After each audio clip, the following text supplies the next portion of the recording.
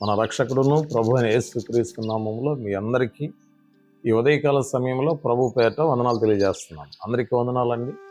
ఈ దైవజ్ఞ మినిస్ట్రీస్ ద్వారా దేవుని మహాకృపను బట్టి డైలీ మన్నా అనే కార్యక్రమాన్ని ప్రతిరోజు మీకు అందించడానికి ప్రభువు నాకు ఇచ్చిన మంచి సమయాన్ని బట్టి ప్రభుకి స్తోత్రాలు. అందరూ బాగున్నారు కదండి. మీ ఆరోగ్యం కోసం మేము ప్రతిరోజు ప్రార్థన చేస్తున్నాం. మీరు వ్యక్తిగతంగా మీ కుటుంబాల్లో అద్భుతంగా దేవుని సన్నిధిలో ప్రార్థనలో వర్ధిల్లాలని దేవుని నామంలో ప్రార్థన చేస్తూ ఉన్నాం. దేవుని బిడ్డలారా, మీరు కూడా ప్రార్థన చేసుకోండి. తప్పక మన అందరి అవసరతలను తీర్చి పరిశుద్ధాత్మ దేవుడు ముందుకు నడిపిస్తాడు. ఈరోజు దేవుని వాక్యంలో నుండి యెషయా గ్రంథం 43వ అధ్యాయము 1వ వచనాన్ని చదువుకుందాం. అయితే యాకోబు, నిన్ను సృజించిన వాడు యెహోవా, ఇశ్రాయేలు, నిన్ను నిర్మించిన వాడు ఎలాగూ సెలవిస్తున్నాడు, నేను నిన్ను విమోచించి ఉన్నాను, భయపడకము, పేరు పెట్టి నిన్ను పిలిచి ఉన్నాను, నీవు నా సొత్తు. చూడండి, దేవుని వాక్యంలో ఒక విశేషమైన మాటను ఈరోజు మనం జ్ఞాపకం చేసుకోవచ్చు. భయపడకము, పేరు పెట్టి నిన్ను పిలిచి ఉన్నాను, నీవు నా సొత్తు.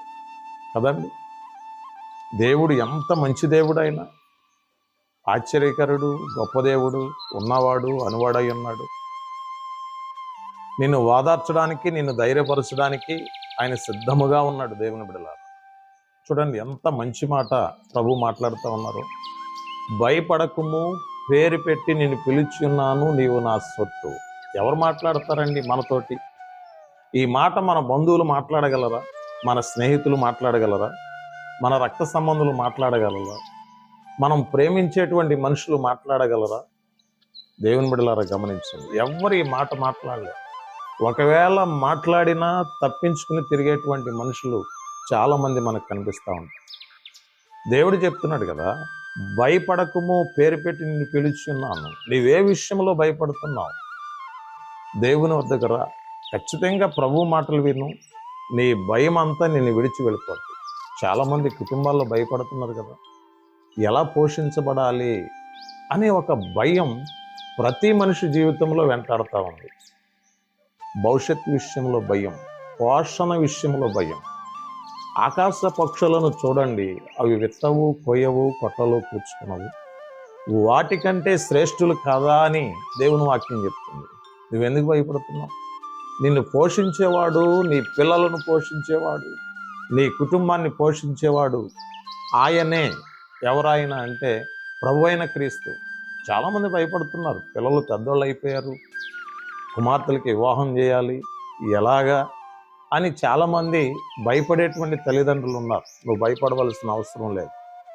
పరిశుద్ధాత్మదేవుడు గొప్ప కార్యం చేసి నేను ముందుకు నడిపిస్తాడు. అనేక విషయాల్లో భయం మనుషులను వెంటాడుతుంది. ఆ భయం నుండి నువ్వు బయటికి రావాలి అంటే పరిశుద్ధాత్మ యొద్దకు నువ్వు రావాలి. ఖచ్చితంగా వాక్యం వినాలి, ప్రార్థనలో ఏకీభవించాలి, ప్రభుతో కలిసి సహవాసం చేయాలి. ఏ భయమైనా నిన్ను విడిచి వెళ్ళిపోద్ది. ఖచ్చితంగా ప్రభు తన సొంత కుమారునిగా, సొంత కుమార్తెగా నేను అంగీకరిస్తాను. నువ్వే విషయంలో భయపడుతున్నావో నాకు తెలియదు, కానీ బైబిల్ చెప్తా ఉంది, భయపడకము, పేరు పెట్టి నేను పిలిచి ఉన్నాను, నీవు నా సొత్తు అని ప్రభువారు చెప్తున్నారు.